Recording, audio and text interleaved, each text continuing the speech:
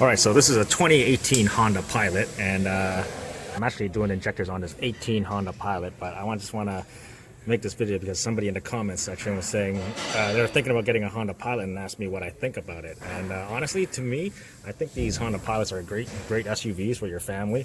The Honda V6s are, you don't really see many issues with them. But yeah, just to show you how easy to replace the injectors on it, if it's out of warranty and, stuff like that, then yeah, you can do it yourself.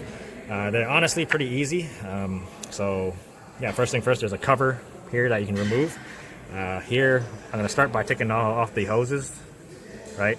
You got the throttle body here, and you just got to take the 4 bolts off the throttle body, and you just lay it on the side. There's a clamp here you don't need to take off, but you got to take off this one for the brake booster. You got to take this cover off because you got to somehow slide this intake manifold out of this because this thing kind of catches. And yeah, you got to take this EGR pipe. You got to get a really deep 12mm socket to get that nut out. I already taking it off, and it's just too, it just comes out like that. So the rest is all these, I believe they are 12mm, right, holding the upper plenum. And yeah, once I get this off, I'll show you what's underneath this.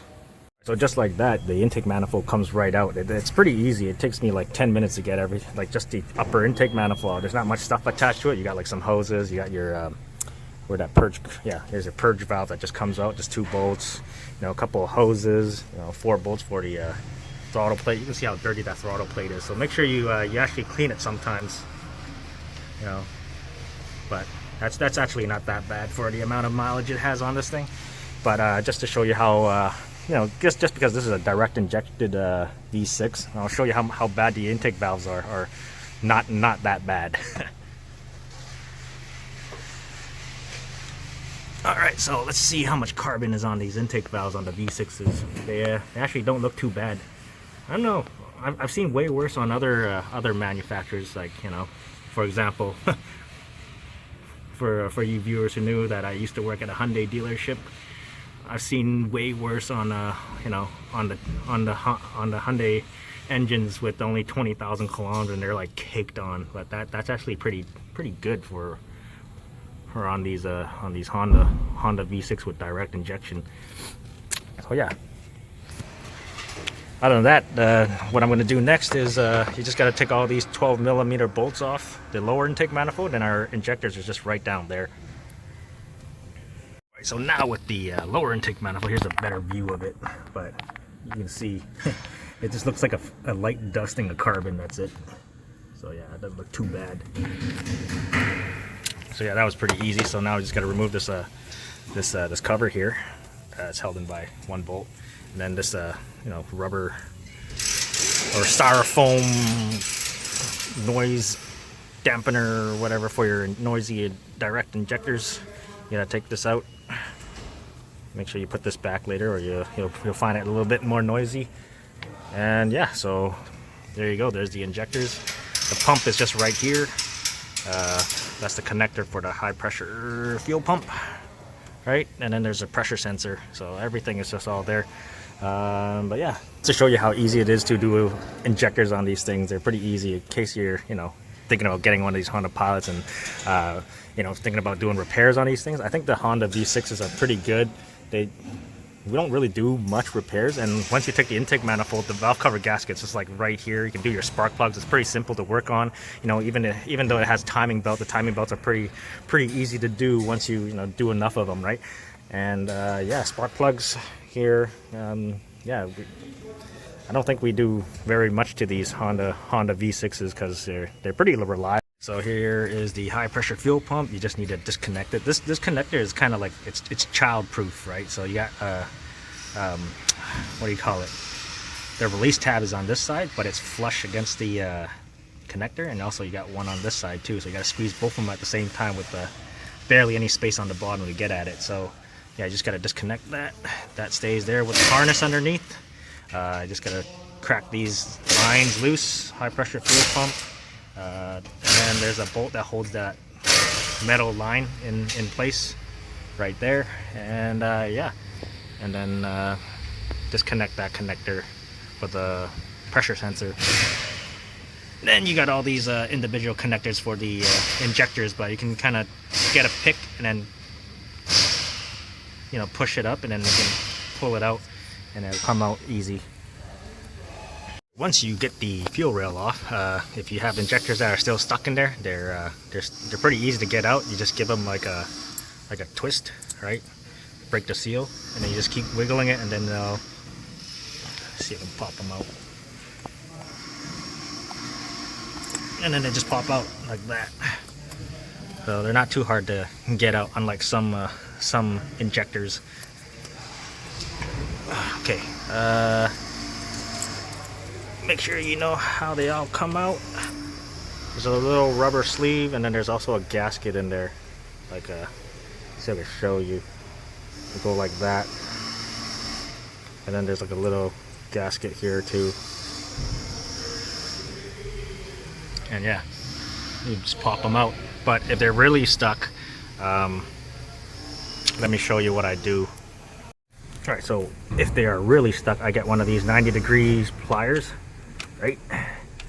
And then I just put it around this, and then I just wiggle it back and forth like that. So usually they're not that bad to get out, and then you can just pull them out. What I need to, or just to break the seal, use your 90 degree pliers, and they should just pop out pretty easy by hand. There you go, see, they come right out. So 4 more to go. Alright, so I got everything assembled. I guess swap over the rubber boots, put the little clips on for the injectors, but I've had people ask me, how do I remember where all my bolts go? One, you gotta stay organized. And 2, what I do is I keep them in the order that they came out with, and then I keep them together, and then, you know, slowly move, you know, put stuff in where the last thing I took out is going to be the first thing I put in. And yeah, and other than that, you know, if you do it so often, you kind of remember where all the bolts go. So that is that's also one thing. I've got all these gaskets that I got to replace, and yeah, so that would be it. What I will be doing is I put a little grease on the rubber O-rings just so they slide in the fuel rail easy. And yeah, so I installed the new injectors, and then I pushed them in, make sure they're all bottomed out down there, right? Just do some wiggling while pushing, and you should feel them slide in. So now we're gonna put the fuel rail on. Make sure they're all lined up. I got all the connectors on. I gotta put this pressure sensor connector for the fuel rail on. And yeah, I'm gonna start by putting it on this side first, then that side. Alright, so when you're putting on the fuel rail, don't put them on and then run the fuel rail onto the injectors. Make sure you make it over the O-ring first, right?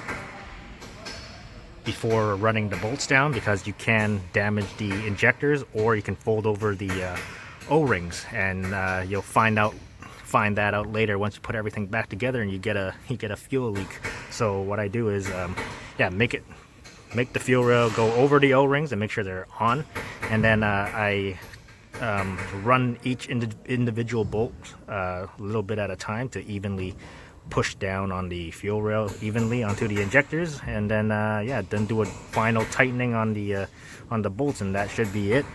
And then yeah, then I'm gonna do the other side. All right, most of it pretty much done. I just gotta put the styrofoam, you know, covers back on, but you get a new pipe. What they want you to do is replace that pipe, but when you replace this pipe, you're supposed to put this included polyethylene glycol on the threads and also the mating surfaces of this pipe here. I think I think way back they used to give you the fuel rails too, but I don't see that on the bulletin anymore. But yeah, but they still want you to replace this pipe and